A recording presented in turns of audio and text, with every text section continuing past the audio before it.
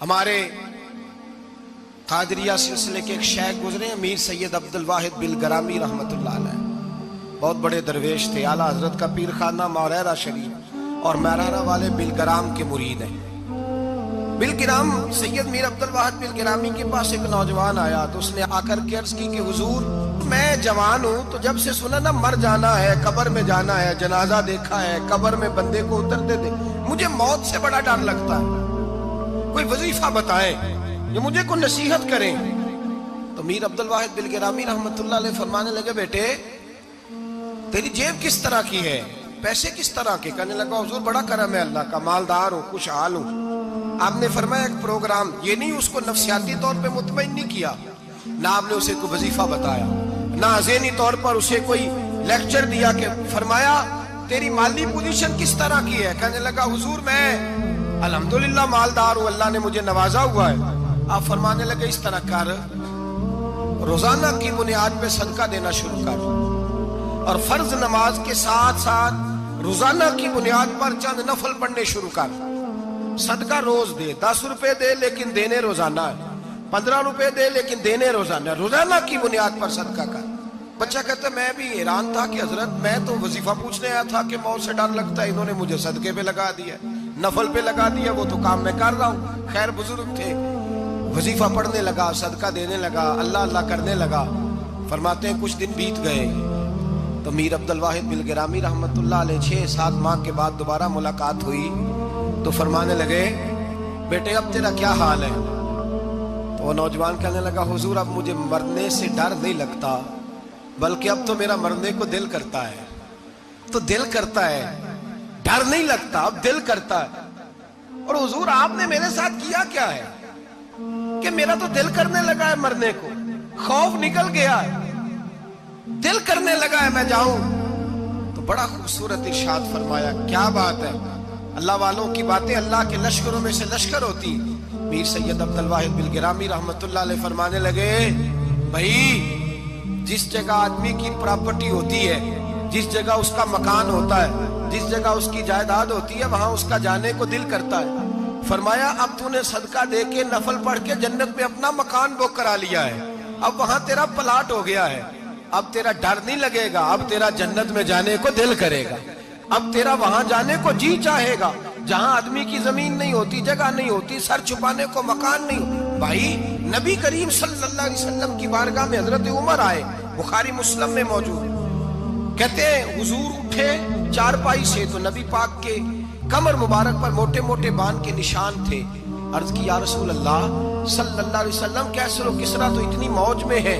یا رسول اللہ وہ تو اتنی موج کر رہے ہیں اور آپ اس تکلیف میں؟ تو محبوب نے فرمایا عمر کیا تم یہ پسند نہیں کرتے کہ وہ دنیا میں موج کر لے اور اللہ آخرت کی ساری عزتیں ہمیں ہی عطا فرما دے؟ فرمایا میں تمہاری دنیا سے کچھ لینے نہیں آیا،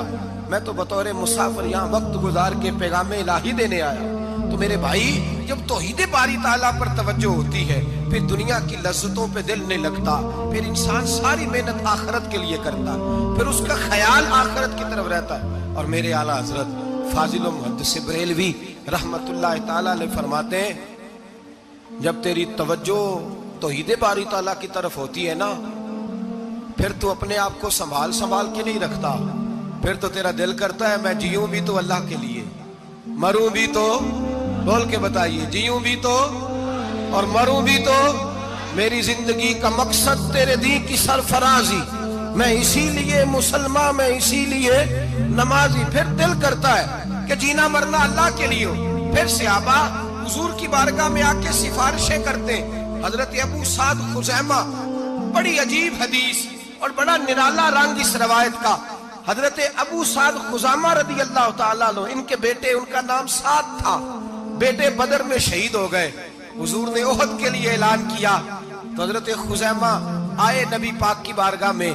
اور آ کے کھڑے ہوئے تو عرض کرنے لگے محبوبہ میں دعا کرانے آیا ہوں۔ صحابہ کہتے ہیں لب و لہجے میں اتنا حسن تھا، گفتگو میں اتنی مٹھاس تھی، اس کی بولی کے اندر اتنا پیار تھا کہ ہمارے دل مائل ہو گئے کہ یہ کیا کہنے آئے۔ حضرت خزیمہ عرض کرنے لگے یا رسول اللہ صلی اللہ علیہ وسلم میرا صاحبزادہ، میرے بیٹے محمد سعد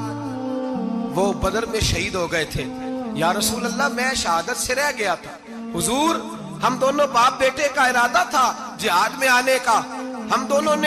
دونوں کا پروگرام تھا، وہ کہتا تھا میں جاؤں گا، میں کہتا تھا میں جاؤں گا۔ پھر ہم نے قرعہ اندازی کی تو قرہ میرے بیٹے کے نام نکلا، بیٹا میرا آیا بدر میں، پھر اللہ تبارک و تعالیٰ نے اسے شہادت عطا فرمائی، وہ شہید ہو گیا۔ یا رسول اللہ صلی اللہ علیہ وسلم، آپ نے کل اعلان فرمایا ہے کہ احد کے لیے جانا ہے، اور رات ہی کو میرا بیٹا مجھے خواب میں ملا ہے، اور میں نے دیکھا ہے وہ تو جنت کی نہروں کے قریب سیرے کر رہا ہے، اور مجھے کہہ رہے ابا جی جلدی آ جائیں، یہاں مل کے رہیں گے، مل کے وقت گزاریں گے۔ یا رسول اللہ صلی اللہ علیہ وسلم، میں بے چین ہو گیا ہوں اس کے پاس جانے کے لیے، دعا فرمائے اللہ مجھے بھی شہادت عطا فرما دے، اللہ مجھے بھی شہادت دے دے۔ صحابہ کہتے ہیں اس کی عجیب، اس کا دعا کرانے کا، ہم نے تو دیکھا تھا لوگ دعا کرانے آتے ہیں کوئی مصیبت کے لیے، کوئی پریشانی کے لیے، کوئی آزمائش کے لیے، کوئی بیماری کے لیے۔ یہ مصطفیٰ کریم کے صحابہ کا بارگاہ خداوندی پر اعتماد، توحید باری تعالیٰ پر نظر، کہ وہ کہتے ہیں ہم تو اللہ کے لیے جان دینے کی دعا کرانے آئے، دعا کریں اللہ ہمیں اپنے رستے میں شہادت کی موت دے۔ صحابہ کہتے ہیں نبی پاک نے دعا فرمائی، پھر ہم نے حضور کی دعا کو قبول ہوتے بھی دیکھا، ہم نے اپنی آنکھوں سے مصطفیٰ کی دعا کو قبول ہوتے دیکھا، ہم نے جناب خزیمہ کو احد کے میدان میں شہید ہوتے دیکھا، اور میرے رسول پاک صلی اللہ علیہ وسلم کے صحابہ ان کی طرف دیکھتے تو رشک کرتے، فخر کرتے، کہتے دیکھو یہ وہ غلام ہے جو حضور سے دعا لے کر کے دنیا سے گیا۔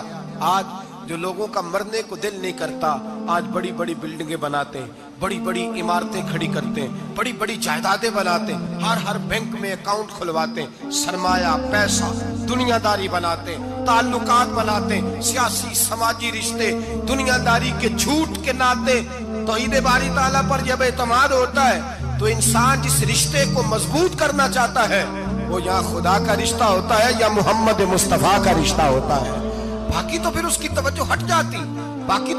ہے توجہ، پھر وہ یہ دیکھتا ہے کہ خدا رسول کے ساتھ رشتہ کس طرح مضبوط ہو سکتا ہے۔ میرے بھائی، توحید باری تعالیٰ اللہ کے رستے میں مرنے کا جذبہ دیتی ہے، راہ الہی میں نکلنے کا شوق پیدا کرتی ہے۔ اللہ تبارک و تعالیٰ کی توحید جب تو کامل طور پر مانتا ہے پھر تیرا آگے بڑھنے کو دل کرتا ہے۔ حضرت سیدنا انس بن مالک رضی اللہ تعالیٰ عنہ فرماتے ہیں، الترغیب والترہیب میں حدیث مبارکہ موجود ہے، فرماتے ہیں احد کے میدان میں یا اس کے علاوہ کوئی ایسا موقع تھا کہ ایک صحابی حضور کی بارگاہ میں آئے، عرض کرنے لگے یا رسول اللہ صلی اللہ علیہ وسلم، ایک تو میں غریب ہوں، دوسرا میری شکل صورت خوبصورت نہیں، تیسرا میرے وجود سے بدبو نکلتی ہے، کوئی میرے قریب نہیں بیٹھتا،